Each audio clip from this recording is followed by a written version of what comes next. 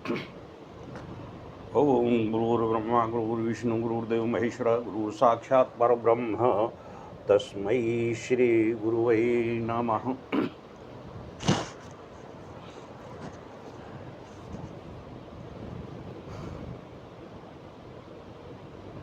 मैं आज महाविद्याओं से ली गई उन साधनाओं के बारे में जिक्र करना चाहूँगा जो कि अत्यंत ही दुर्लभ, अपर्याप्त और साधनाओं में श्रेष्ठतम साधनाएं कही जाती हैं। उनमें विशिष्ट साधनाएं हैं। मैं आपको ये बता दूं कि जो मैं बात कहने जा रहा हूं यह पीएचडी लेवल की बात है। यानी आप अगर जैसे कि स्पिरिचुअल एजुकेशन में जाते हैं तो ये पीएचडी लेवल की बात है, जिसने high school, inter, MA, BA, MA करने के बाद में फिर पीएचडी की क्लास में आ जाता है और वह ऐसे प्रोफेसर का चयन कर लेता है जिससे कि वह पीएचडी संपन्न करा सके। तो मैं आज जो साधना बताने जा रहा हूँ ये पीएचडी लेवल की साधना है। इसलिए कोई भी साधक इतना ज़्यादा लालायित ना हो कि मुझे ये साधना संपन्न करनी चाहिए। आप अपना एजुकेशन लेवल देख लें, तब इस ओर अग्रसित हों। ज्ञान देना मेरा धर्म कर्तव्य है, इसलिए मैं ज्ञान प्रदान कर रहा हूँ, साधनाएं प्रदान कर रहा हूँ और साधनाओं के संबंधित ज्ञान प्रदान कर रहा हूँ। जैसा कि मैंने अभी बताया कि कुछ साधनाएं ऐसी हैं जो श्रेष्ठतम स्थिति लिए होती हैं, जो साधक की एक श्रेष्ठतम स्थिति को दर्शाती हैं। उनमें सबसे पहले आती है परकाया प्रवेश, यानी इस शरीर को छोड़कर दूसरे शरीर में प्रवेश करना या मनोवालासित जगह पर जाकर किसी उस शरीर में प्रवेश कर जाना, उस जगह पर चले जाना और वहाँ क्रिया करना, ये परकाया प्रवेश है। दूसरी है वायवी साधना।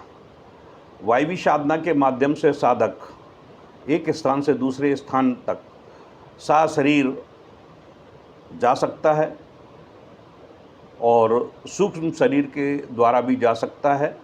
जैसा कि मैंने पिछले वीडियो में बताया है कि आपका भौतिक शरीर भी यहाँ बना रहेगा और आप ज्योतिर्रूप में जाकर वहाँ प्रकट हो सकते हैं। यह वायवी साधना के अंतर्गत आता है। तीसरी है शस्त्राक्षी साधना। शस्त्राक्षी साधना के माध्यम से साधक एक ही क्षण में हजारों नहीं लाखों जगह एक साथ उपस्थित होकर सशरीर वह कार्य को संपादित कर सकता है। इसका मैं प्रमाण देना चाहता हूँ। सभी जानते हैं, इसलिए मैं प्रमाण दे रहा हूँ कि भगवान श्री कृष्ण ने जब रासलीला रची थी तो उन्होंने इस शस्त्राक्षी साधना का उपयोग किया था। तो सभी सखियां ये महसूस करती थी कि कृष्ण मेरे साथ नृत्य कर रहे हैं। यह शस्त्राक्षी साधना का प्रमाण है। और इस शस्त्राक्षी साधना का प्रमाण के लिए मैं जब दीक्षा देता हूँ साधकों को, तब मैं उनको ये एहसास कराता हूँ कि जब उनका सानिध्यीकरण यानी दीक्षा के समय सभी देवी देवताओं को उनके पास में उपस्थित करके उनका सानिध्य ग्रहण कराने के लिए सभी देवी देवताओं का मैं उपस्थिति वहाँ दर्ज करा देता हूँ, तब मैं कहता हूँ कि मैं तुम्हें शस्त्राक्षी साधना का एक पुट देता हूँ कि आप अपने शरीर से तमाम शरीर विभाजित करिए और सब देवी देवताओं के श्री चरणों में बैठकर उनका आप मानसिक पूजन संपन्न करिए। ये मैं शस्त्राक्षी साधना का यूँ दे देता हूँ कि यदि वह साधक सक्षम है ही नहीं, क्योंकि वो तो प्रारंभ में जा रहा है, लेकिन मैं उसके सूक्ष्म शरीर को वहाँ से निकाल कर उन देवी देवताओं के श्री चरणों में उपस्थित करा देता हूँ, और मैं स्वयं भी वहाँ उपस्थित रहता हूँ। इसलिए वह क्रिया पूर्णता के साथ संपादित होती है। यह विशिष्ट साधना है। तो मैं केवल अन्य साधनाओं पर न जाकर केवल एक साधना का थोड़ा सा जिक्र करना चाहूँगा, वायवी साधना। वायवी साधना एक अपने आप में दिव्यतम साधना है। इसके माध्यम से साधक इस ब्रह्मांड में कहीं भी विचरण करने में सक्षम हो जाता है। यह महाविद्याओं की उप साधना है, काली के माध्यम से भी, छिन्नमस्ता के माध्यम से भी, और भुवनेश्वरी तथा मातंगी के माध्यम से भी साधक एक स्थान से दूसरे स्थान तक साशरीर जा सकता है। जैसे छिन्नमस्ता में वज्रौली साधना है। वज्रौली साधना ब्रह्मांड की अन्यतम अद्वितीय साधना है। इस साधना को संपन्न करने के लिए गुरुदेव ने छिन्नमस्ता साधना में यह पूर्णता बताया है, तो मैं उसी को उद्धृत कर रहा हूँ। मैं अपनी मनगढ़ंत कहानी नहीं बता रहा हूँ। छिन्नमस्ता में गुरुदेव ने वज्रौली साधना जब हमें संपन्न कराई, हम लोगों को संपन्न कराई, और मैंने पूर्णता के साथ में सक्षम की, क्योंकि वज्रौली साधना के माध्यम से ही साधक सिद्धाश्रम में प्रवेश कर पाता है, उससे पहले नहीं। तो जब वज्रौली साधना का मतलब होता है कि उसका शरीर वज्र के भांति हो जाता है, उस पर तंत्र मंत्र टोना टोटका या अन्य किसी प्रकार का कोई प्रभाव नहीं पड़ता है। उसका शरीर वज्र के भांति रहता है और उसके चेहरे पर तेजस्विता बनी रहती है। और वज्रौली साधना करने वाले व्यक्ति जब ब्रह्मांड में विचरण करता है तो ब्रह्मांड में योगिनी, पिशाचनी, डाकनी, शाकनी, भूत, प्रेत, जिन्न, जान, दानव, राक्षस, देवी देवता, अन्य कोई भी उसके शरीर को स्पर्श नहीं कर पाता है, क्योंकि वह वज्रौली साधना से संपन्न होता है। ऐसा व्यक्तित्व अपने आप में अद्वितीय, अलौकिक और दिव्यमान बना रहता है। उदाहरण मैं बताता हूँ कि वज्रौली साधना से संपन्न हनुमान जी थे। हनुमान जी का चरित्र में आपने देखा होगा, वह जहाँ भी जाते थे उनका कोई भी अहित कर ही नहीं पाता था। वहाँ जाते थे, जो भी जहाँ भी जाते थे वह पूर्ण विजयी होते थे। ये वज्रौली साधना का प्रमाण है। और साधक ग्रस्त में रहते हुए भी बिल्कुल साधारण से अपना जीवन यापन करते हुए इस ब्रह्मांड के अद्वितीय पुरुष कहलाते थे। जैसे हमारे परम पूज्य गुरुदेव डॉक्टर नारायण दास श्रीमाली थे। उन्होंने जब हम लोगों को वज्रौली साधना बताई तो कहने लगा, मैं वज्रौली साधना संपन्न व्यक्तित्व एक साधारण सा ग्रस्त में जीवन यापन कर रहा हूँ। वही मैं आपके सामने कह रहा हूँ कि मैं वज्रौली साधना से संपन्न व्यक्तित्व आपके सामने साधारण रूप से ग्रस्त जीवन में यापन कर रहा हूँ। इसमें मेरा कोई अहम या वो नहीं है। लेकिन इतना ज़रूर है, मैं अपने गर्व करता हूँ अपने गुरुदेव डॉक्टर नारायण दास श्रीमाली पर, जिन्होंने मुझे ऐसी दिव्य अलौकिक साधनाओं से अभिभूषित किया है, जहाँ आज भी ब्रह्मांड के सभी देवी देवता इस बात को एहसास करते हैं कि स्वामी निखिलेश्वरानंद का कोई ईश्वरानंद शिष्य है। आज भी मैं सिद्धाश्रम में जब भी प्रवेश करता हूँ तो कई कई हजार वर्ष के आयु ऋषि मुनि तपस्वी योगी मेरे स्वागत में खड़े हो जाते हैं। क्यों? क्योंकि मैं साधना क्षेत्र पर उनसे बहुत ही उच्च स्तर पर हूँ। इससे पहले भी जब मैं 85, 86, 87 में हिमालय की मैं गुरुदेव के साथ में विचरण करता था, साधना शिविर लगते थे, विचरण करता था, तो गुरुदेव से जो भी साधु सन्यासी मिलने आते थे, जैसे उदाहरण के तौर पर लाल बाबा, टीला बाबा, त्रिजटा घोरी, अन्य कोई भी मिलने आते थे, तो उनसे जब साक्षात्कार होता था तो अन्य शिविरों में और भी साधक रहते थे, उनसे लोग साधक वो नहीं मिलते थे, योगी सन्यासी, लेकिन उनको साधना का एक स्तर मालूम पड़ जाता था कि साधक कौन सा उच्च कोटि का है और कौन किस स्तर का साधक है। तो उनको ज्ञान हो जाता था, तो वो सानिध्य ग्रहण करने के लिए तत्पर हो जाते थे और सानिध्य लेते थे। और मैं तो अपने आप को सौभाग्यशाली समझता था कि मैं तो गुरु चरणों में बैठा हूँ। अगर ये आ रहे हैं गुरुजियों से मिलने के लिए और मेरे से मिल रहे हैं तो ये मेरा अहो सौभाग्य है। तो मैं वायवी साधना के संबंध में बता रहा था। तो वायवी साधना में आप ये समझ लीजिए कि हमारा ये शरीर है पंचवर्गात्मक है, 5 तत्वों से मिलकर बना हुआ ये शरीर है, जैसे पंचवर्गात्मक शरीर कहते हैं। इसमें वायु तत्व, जल तत्व, अग्नि तत्व, पृथ्वी तत्व और आकाश तत्व, ये 5 तत्व प्रधान रूप से होते हैं। इस शरीर में जो 75% जो है वह जल है और 15% जो है वो पृथ्वी तत्व है। उस 15% की वजह से हमारे शरीर में गुरुत्वाकर्षण आकर्षण होता है, जिसके माध्यम से हम पृथ्वी पर चल सकते हैं, घूम सकते हैं और स्थिर रह सकते हैं, क्योंकि वह हमारे शरीर में गुरुत्वाकर्षण पैदा करता है। और बाकी जो शेष बचता है वह अन्य तीनों तत्वों में चला जाता है, उसका अनुभाग। तो जब साधक, आपको तो विज्ञान पढ़ी होगी तो आपको मालूम होगा कि जब पृथ्वी से गुरुत्वाकर्षण शक्ति क्षीण हो जाती है तो वह वायुमंडल में विचरण करना शुरू कर देती है, या इतनी ऊर्जा उत्पन्न हो जाए जिससे कि वह ऊर्जा के माध्यम से ऊपर हो जाए। विज्ञान आज पहुंचा है कि उन्होंने वायुयान बना लिए, वायुयान के माध्यम से इस वायुमंडल में बड़े बड़े जहाज़ों में बैठकर वो विचरण कर रहे हैं। तो वायुयान का सिद्धांत कैसे बना? वायु का सिद्धांत भी साधक की उन गोपनीय क्रियाओं से बना जो कि पूर्ण वैज्ञानिक तत्व पर प्रमाणित है। हमारे शरीर के 10 द्वार हैं। अगर हम शरीर के 10 द्वारों को बंद कर दें और 10 द्वारों को बंद करने के बाद में हमारी पेट की एक नौली क्रिया होगी, रामदेव को देखा होगा, पेट को तेज़ी से घुमाते हैं, तो वो नौली क्रिया कहलाती है। और नौली क्रिया करते समय अगर शरीर के 10 द्वारों को बंद कर दिया जाए, आँख, नाक, कान, मुँह, गुदा इत्यादि इत्यादि 10 द्वारों को अगर बंद कर दिया जाए तो जो हमारे अंदर घर्षण पैदा होगा तो उसमें ऊर्जा उत्पन्न होगी।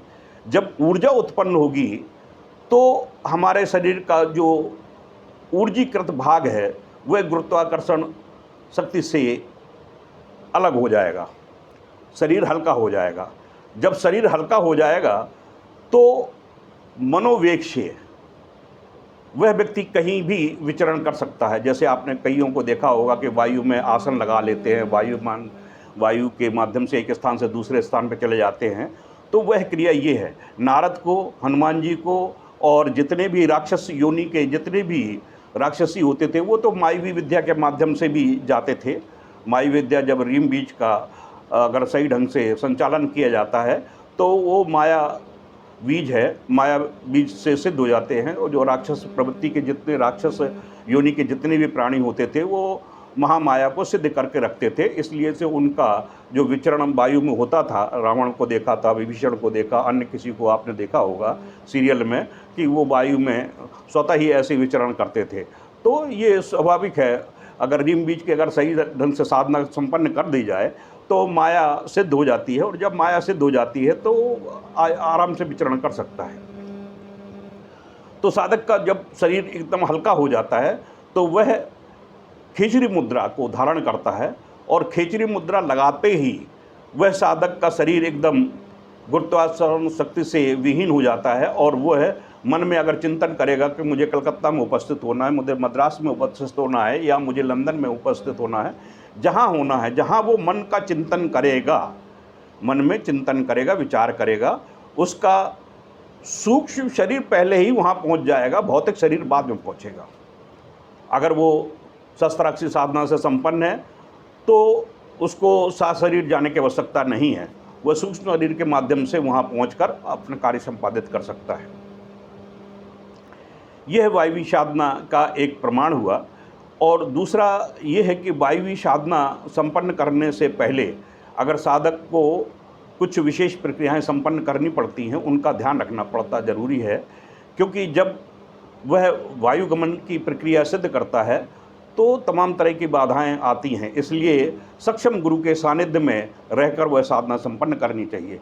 मेरे पूर्व जन्म के जो गुरु भाई थे, जब मैं पूर्व जन्म में गुरुदेव ने हम पाँचों को परकाया प्रवेश कराया, तो डॉक्टर एस के बनर्जी, सचिन सक्सेना, अग्रवाल और एक दूसरे अग्रवाल थे लखनऊ के, वो ये 5 गुरु भाई थे हम। तो पाँचों गुरु भाइयों को जब परकाया प्रवेश कराया तो सचिन सक्सेना को जब पहले प्रवेश कराया तो सचिन सक्सेना प्रवेश तो कर गए और प्रवेश करके वहाँ से फिर निकल नहीं पाए, बड़ी दिक्कत से निकले। और बड़ी दिक्कत से निकल कर प्रवेश किया तो गुरुदेव को उसमें सहायता करनी पड़ी। डॉक्टर एक्स के बनर्जी नहीं कर पाए थे, तो आज भी वर्तमान समय में आप देख लीजिए डॉक्टर बनर्जी मौनी बाबा बने बैठे हुए हैं। साधना क्षेत्र पर तो अच्छे हैं, लेकिन वो प्रैक्टिकल रूप में नहीं हैं। और जो 2 गुरु भाई थे अग्रवाल जी, उन्होंने 1985-86 में दोनों ने शरीर त्याग दिया था। उनको मैंने बहुत समझाया था, लेकिन वो नहीं माने, मेरे कथन के अनुसार नहीं चले, तथा उनको शरीर छोड़ना पड़ गया। तो परकाया प्रवेश अपने आप में एक दिव्यतम स्थिति होती है। और जब मुझे उस समय पूर्व जन्म में प्रवेश कराया तो एक मृग को बुलाया था, तो मृग को गुरुदेव ने बुलाया था, मृग को नीचे रख कर कहा कि इस मृग में अपने शरीर से निकलकर इस मृग में प्रवेश करो। और मृग में प्रवेश कर हम विचरण करके आए और पूर्णता के साथ में उस शरीर से निकलकर फिर अपने शरीर में आ गए। तो गुरुदेव ने कहा था कि अब मैं अपने मुंह से वो क्या शब्द कहूँ, तो ये पूर्व जन्म की प्रक्रिया है, इस जन्म की नहीं है। तो इस जन्म में जो हमने साधनाएं की हैं उनका मैं जिक्र धीरे धीरे करूँगा। तो मैं एक उदाहरण दे रहा हूँ कि जो हमारे पूर्व जन्म में साधनाएं हैं वो इस जन्म में कैसे चरितार्थ होती हैं। तो जो भी साधक वायुवी साधना संपन्न करना चाहता है उसे पीएचडी लेवल तक पहुंचना होगा, और जो पीएचडी लेवल एमए कर चुकेगा वो मेरे पास आए, मैं वायुवी साधना उनको पूर्णता के साथ में संपन्न कराने में सक्षम हूँ, करा सकता हूँ। बशर्ते अभी तो वो द्वितीय चरण जैसे मेरा चल रहा है, साधकों ने भी साम्भवी दीक्षा ली है, साम्भवी दीक्षा लेने के बाद में आगे की साधनाएं काली साधना दी है, तो काली साधना में वो चल रहे हैं। काली साधना में भी एक हृदयंगम साधना है और औलिया साधना है, मैंने साधकों को दी है। काली महाकाली इंद्र की बेटी ब्रह्मा से काली बेटी दोनों तो मैंने दिया हुआ है। मैंने एक पारद गुटका का प्रयोग साधकों को दे रखा है, पारद गुटका दे रखी है, और उसमें वह औलिया मंत्र प्रदान कर रखा है मैंने, जिसके माध्यम से वह एक स्थान से दूसरे स्थान तक जा सकता है उस गुटका के माध्यम से, और ब्रह्मांड में अद्वितीयता प्राप्त कर सकता है। जैसे वज्रोली साधना है, वो वज्रोली साधना के बिल्कुल पैरेलल में वह साधना है। मंत्र भी अपने आप में दिव्यतम है। मैं आधा मंत्र उच्चारण कर देता हूँ।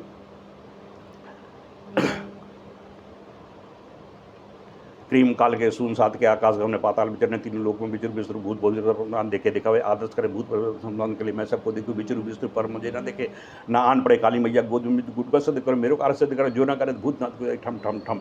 ये मंत्र पूरा है जो एक सांस में बोला जाता है। यह मैंने सभी साधकों को दे रखा है। ये पारद गुटका पर सिद्ध किया जाता है, और पारद गुटका जब सिद्ध हो जाती है तो खिचड़ी मुद्रा के माध्यम से वह पारद गुटका को जीभ के नीचे अगर रखता है तो वह उसका शरीर आदर्श हो जाता है, और वह मनोवेग से मन की इच्छा के अनुसार से एक स्थान से दूसरे स्थान तक जा सकता है, और वहाँ शरीर जैसे गुटका निकालेगा तो शरीर उसका वहाँ पर उपस्थित हो जाएगा। तो ये वायवी साधना का आज मैंने प्रकरण दिया है। ये अत्यंत ही महत्वपूर्ण है, दुर्लभ है। जो साधक तीव्रता के साथ में शरीरम साधति पातति का जो सूत्र मेरा है उसको पालन करते हुए नित्य प्रति 24 घंटे में अगर वो 20 घंटे 22 घंटे 23 घंटे साधना संपन्न करता है तो शीघ्र अतिशीघ्र मेरे रहते रहते वो साधना के उस पीएचडी लेवल की साधनाओं को संपन्न कर सकता है, महाविद्याओं साधन कर सकता है। सभी का स्वागत है। नहीं तो गुरु तो बैठे हुए हैं, आइए ये दीक्षा ले जाइए, ये ले जाइए, वो ले जाइए, ये दे दीजिए, ये पैसा दीजिए, ये दीक्षा ले जाइए। लेकिन उनके पास साधनाओं का अभाव है, साधना उन्होंने सीखी नहीं है, ना उनको सिखाई गई हैं, इसलिए उनके पास में कुछ भी नहीं है, प्रदर्शन करने के अलावा कुछ भी नहीं है। इसलिए मैं किसी की आलोचना भी नहीं करना चाहता हूँ। प्रमाण अपने आप में पुष्टिदायक है। और मैंने जैसा पिछले कहा था कि सभी जो मेरा वीडियो देखें तो उनको गुरु दक्षिणा देनी चाहिए, क्योंकि जो ज्ञान है, ज्ञान प्राप्त करने के बाद में गुरु दक्षिणा देनी चाहिए। तो मैंने बोला था कि एक माला गुरु मंत्र की जाप करनी है। गुरु मंत्र की माला ये है कि आप 108 मेरे YouTube चैनल के सब्सक्राइबर बनाइए और लाइक तो अवश्य करिए। अब जैसे ही आपके 108 सब्सक्राइबर बन जाएंगे तो समझ लीजिए कि हमारे गुरु मंत्र की एक माला संपन्न हो गई और उसको मेरा शुभ आशीष प्राप्त होगा और मेरी दृष्टि उस पर निरंतर बनी रहेगी। इसलिए आप गुरुमाला अवश्य एक बार जाप करें, उससे आपको लाभ मिलेगा। क्योंकि ये ज्ञान है, ज्ञान का जितना विस्तार होगा उतना ही लाभप्रद होगा और हमारे सनातन धर्म को, हमारी पुरातत्व को जागृत करने में और विस्तारित करने में सहयोग प्राप्त होगा। जय गुरुदेव। सभी को आशीर्वाद, शुभ आशीर्वाद।